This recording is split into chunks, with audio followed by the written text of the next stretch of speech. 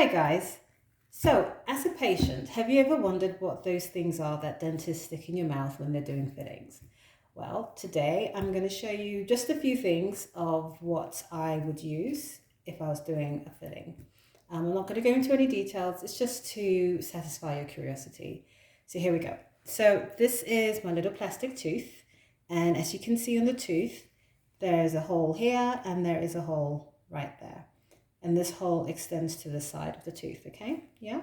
So this is something that's called a matrix band. There are lots of different types of matrix bands, different brands, different shapes, but ultimately the whole point of a matrix band is to maintain the shape of the tooth.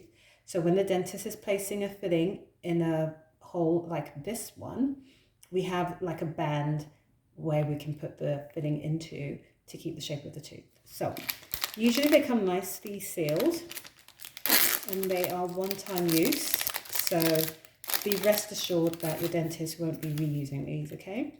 And what we'd normally do is place the matrix band in between the tooth that we're working on and the tooth next to it, right there. Okay, and then we just tighten it so we get a nice shape. So if you look at that, can you see how the shape of your tooth is maintained? And so when I put a filling in there, it's not going to spill onto the other side and make an irregular shape.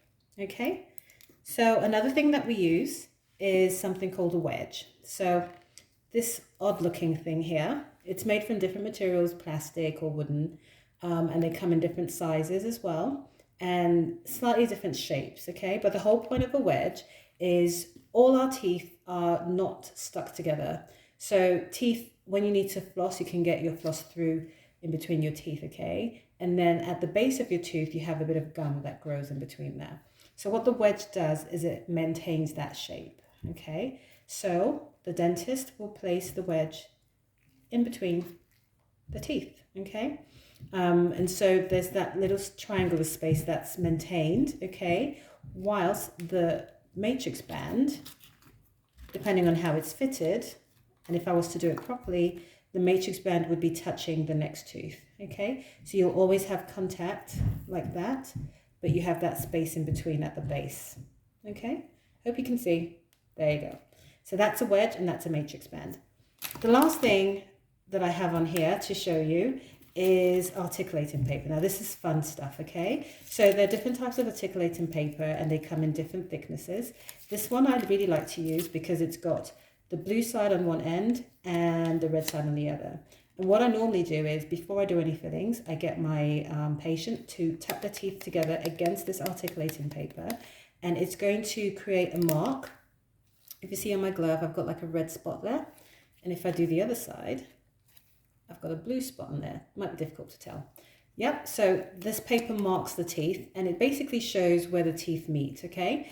And so what I want to do, my aim is, by the time I finish doing the filling, I want to make sure that the way that the patient's teeth are meeting before the filling is the same afterwards, as long as the way they meet is healthy for them, okay? So articulating papers are really, really helpful, and the thinner they are, the more precise they are as well. So we've got thinner ones than these to make sure that the bite is as accurate as possible. So there you go. So now you've learned something, okay? So if you see your dentist pull this out, it's not a party trick, it's to help with your bite.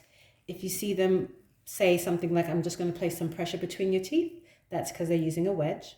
And if you see them carry out this weird looking thing that looks like, I don't know what you'd even compare this to, or something similar, it's called a matrix band and it's to help keep the filling in shape. There you go. Hope you've learned something. Ta!